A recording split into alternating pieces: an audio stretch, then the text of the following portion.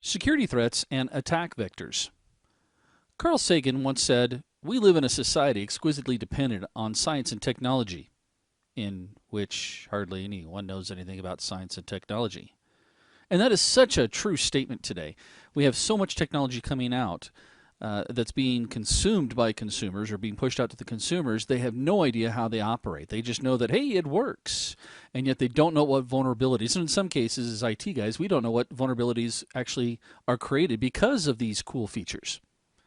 Now, because of that, we want to make sure that you truly understand what it is you face.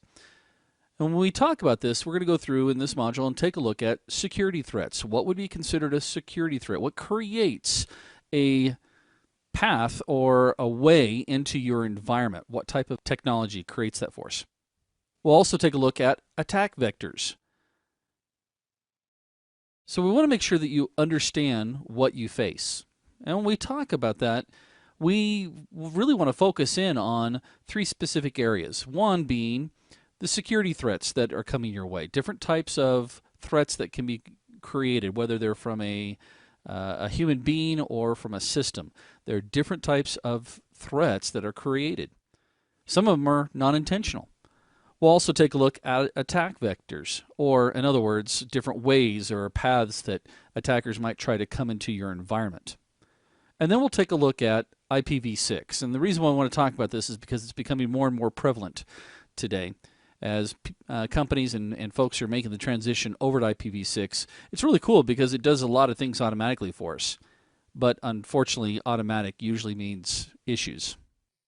So let's start with the security threats, or as I like to call it, what could possibly be a threat on my network? I know, that's what you were thinking, right?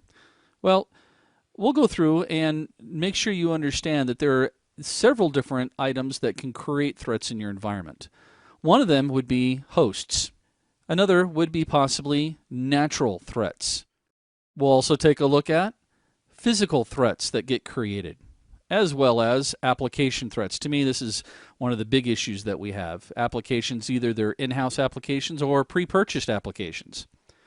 And then we'll take a look at the threats that humans create for us, or as I like to call it, stupid is as stupid does.